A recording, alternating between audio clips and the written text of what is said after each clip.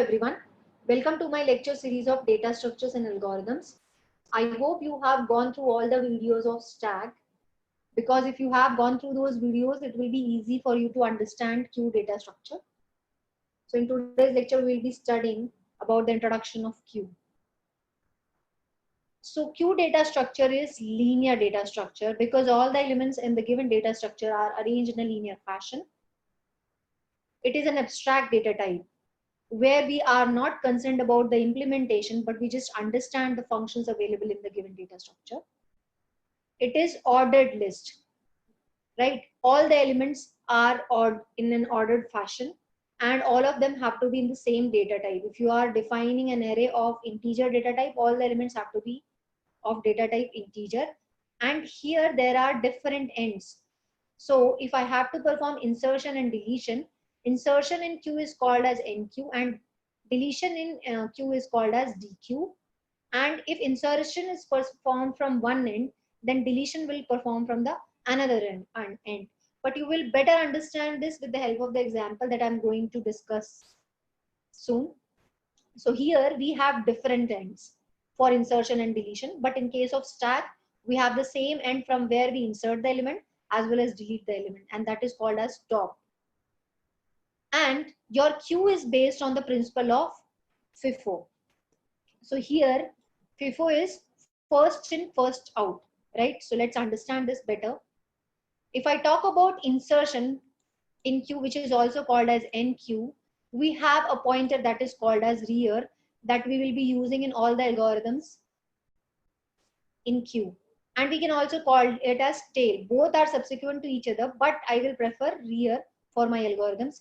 Similarly, deletion in queue is called as DQ, right? So both are equivalent, but I will prefer a DQ here for deletion and NQ for insertion. And for this, the pointer that we use here is front pointer. Again, this is the pointer that I'm going to use for the algorithms.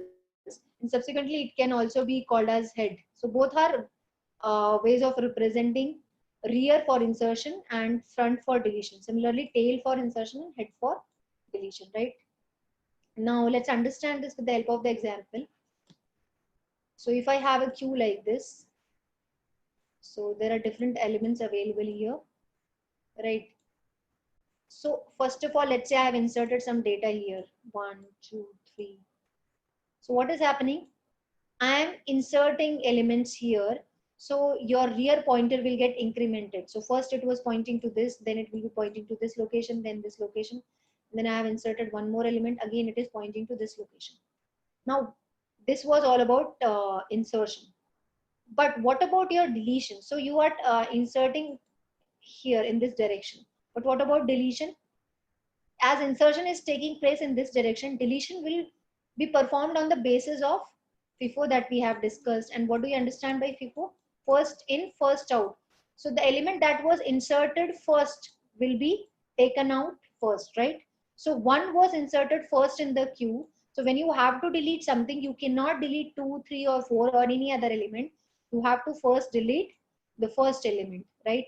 After this is being deleted, the front pointer will be incremented, and next your front will be pointing to this. Again, you want to delete something, you cannot delete any other element in this queue, but specifically the element which is being pointed by the front pointer, which is basically pointing to the next location, right? So in this way, we are going to perform the deletion. So we can see that if insertion is taking at this end, deletion is taking from this end. So they are performing at different ends. So this is the relevance of this rear and front pointer. And because they are performed on different ends, so that's why in this case we require 2 pointers. But in stack, as in if you talk about stack, what happened used to happen there was, if you used to insert element, every time your top used to increment. But similarly, if I have to delete element, I can delete only the topmost element. So in that case, the top will decrement by 1, right? Now let's better understand this with the help of example. So in real life, if I talk about Q, it is based on the principle of FIFO. And here in real life, this is a very common example that we see from our day-to-day life. We go to the departmental stores and we stand in a queue. So this is the first person in the queue who is waiting for his turn. This is the second person, this is the third person and fourth person, and similarly, so many people are standing in the queue. So this first person, as he is standing first in the queue, the bill processing for this person will be done first, right? So he came first, and first his request will be processed. He came second, his request will be processed second. But what is happening? People are being added in this queue in this particular direction, but how they are being served? They are served in this direction. So that is why we can understand how they are being performed at the different end. And this is the real life example for your queue.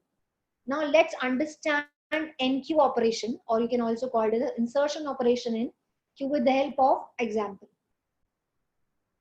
Now here I have a queue whose size is 4. Now when the size is 4, the first element will be 0 and the last element will be size minus 1. That is 4 minus 1 is 3, right? And here we have 2 pointers. As I've told you, in queue we'll be having 2 pointers. First is your front and next is your rear. So in that case, what will happen is, when your queue is empty, in this case you can see that these cells are empty, there is no element available into this, and we represent the element with data, right? So you can insert any element into that. So see, because the queue is empty, that's why your front and rear are pointing to -1. So they are not pointing to any location in this particular array, but these are hypothetical way of saying that that front and rear will point to -1. You can also use null to equivalently show that it is pointing to -1, or it is not pointing to any other location in the particular array, right? So now let's understand this. So when I will be first inserting any element into this, what will happen? The moment I enter any element into the queue, both your front and rear will be updated by 1. So now both front and rear earlier were pointing to -1, then -1 plus 1 is 0. So both are now pointing to the first element in the given queue. And when both front and rear are pointing to 0th location, it means that your queue is having only one element, and that is available at the first location. Now if I now if I want to add more data into this queue, then here your rear will get incremented. Now you can see that as I have inserted the data, the rear will be incremented by 1. But take care of one more important aspect, that first of all you have to increment the rear pointer by 1, and after the rear pointer has been updated, at the new location you are going to insert the data, right? So now your rear is pointing to this location, one location, and so we are inserting the element at first location. Now before I insert any element into this, first I will increment the rear pointer by 1. So currently it is pointing to 1. Now 1 plus 1 is 2. So first your rear is incremented, and then the data will be inserted at that location. So we can see that first your rear was incremented and then the data was being inserted. Similarly, if I want to add one more element, first your rear will be incremented by 1. So 2 plus 1 is 3.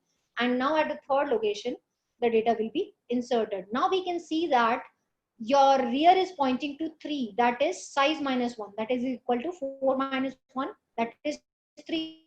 So it is pointing to the last location of the queue. In that case, we can say that your queue is full and there is no space to insert any other data.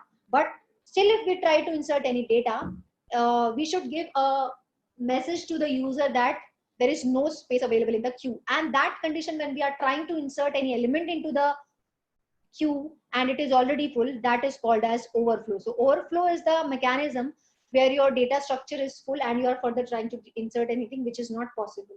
We just print this message, right? Now let's understand dequeue operation, that is called as deletion operation, with the help of the example. Now again, I have been given an array where the size is 4, right? So first location will be 0 and last location will be size minus 1, that is 3. Now here, if you can see that data has been already placed in the queue. So initially when I started inserting elements into this queue, your front was pointing to this because initially front and rear were pointing to -1. But when the first element was added, both front and rear got incremented to 0 and got incremented by 1, and then they started pointing at 0. But as soon as you started inserting the elements into the queue, your rear pointer got incremented. So initially it was pointing to -1, then it got pointed to 0, then 1, then 2, and then 3. So now it is pointing to the last location, right? And there is no more space to add anything. Now if I want to understand the deletion operation, what we will do? You cannot delete the third element present at the third location because it is based on the principle of FIFO. So the element that was inserted first in the queue is going to be deleted first. So what was the first element that was inserted? Data was the first element. This at the element that was placed at the 0th location. This element will be deleted first because it was inserted first in the queue, right? So if I delete this, so first thing is here in case of deletion, first you have to delete the data, and then your front will be incremented by 1. Now your front will point to this location. Now let's understand this. So we can see that when the data has been deleted, your front also got incremented by 1. Now, as the front pointer has been updated, and this is the next element, or you can say the element present, the very first element of this particular queue. So if you want to delete it again, first you will delete this particular data, and then your front will be incremented by 1. Now you can see that the front pointer has been updated. Now there is no element present into it. So front is basically pointing to that location where the very first element is being pointing in the given queue. Again, first I will delete this data, and then again your front pointer will increment by 1. And you can see that now both front and rear are pointing to third location, but it's not the third location. It is size minus 1. That is, I can say that size minus 1, that is the last location. So there are two cases. Please take care of this point very seriously, that there are two cases when front and pointer are equal. So the first case is when they are pointing to 0th location. In that case, that is the first element being added into the queue. And the second case is when both front and rear are pointing to the last location. And that is also the case when there is only a single element available in the queue, right? And once I delete this element also, so in that case, it is not going to be incremented, or there will not be something else. But just pay attention. See, if I have deleted everything from this queue, you are not going to increment this front pointer. But when there is the queue is empty, simply we know that when your queue will be empty, both your front and queue will be pointing to -1. So once I have deleted this, what will happen? Both your front is pointing to -1 as well as the rear is pointing to -1, because the queue is empty, right? So this is the situation when your queue is empty. We can see that there is no element available in the queue. Now, the second thing that we have to take care here is when there is no element available in the queue and you're further trying to delete something out of it, is it possible? No, it is not possible because there is no element for deletion. So in that case, we have to print a message for the user so that he can understand there is no element available in the given queue. Now let's understand this. So this concept is called as underflow, right? So if there is no element available in the queue and you're further trying to delete something, then that condition will be underflow because we cannot delete anything out of it, right? So now let's understand different queue operations.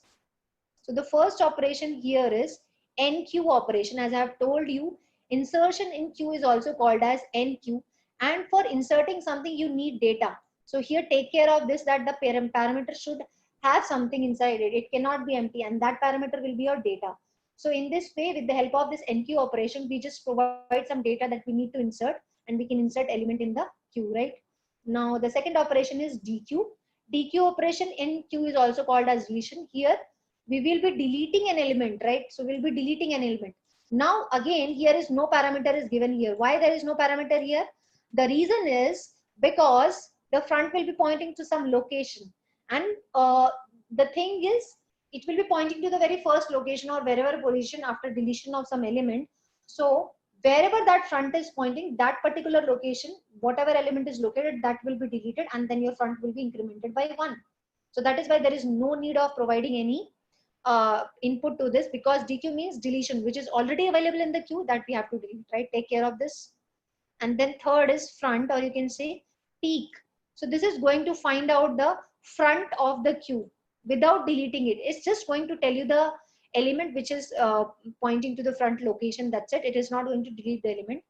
Then we have the next operation, that is empty. Is empty is just a question. Just ask it like this: is the queue empty? If it is true, then the queue is empty. And because it is asking, is the queue empty? True means yes. So then it means it is empty. And if it is returning false, if I'm asking, is the queue empty?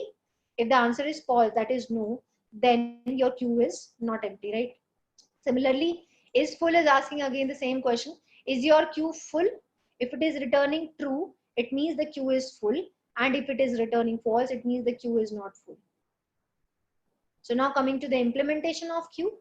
Again, there are two ways of implementing the queue. The first is the static way by using the array. Here the memory size will be fixed, right? And then we are going to implement it, and this is right very easy also. If you are aware about the concept of array, you can easily implement the queue with the help of this. The second concept is dynamic, in which we use linked list. So till now we have not studied linked list. So I will be implementing this dynamic implementation and queue with the help of linked list when you will understand the basics of linked list. So I'll be uploading a lecture on that, in which you will be understanding both implementation of queue as well as stack later on after the stack is complete. So here you just give runtime memory allocation. That will better understand, we will understand the concept of linked list, right? So this was all about the basics of queue. If you have any queries, please post your queries in the comment box. In the next lecture, we will study about enqueue operation, that is also called as insertion in queue. Till then, stay tuned to my channel and wait for my next video. Thank you.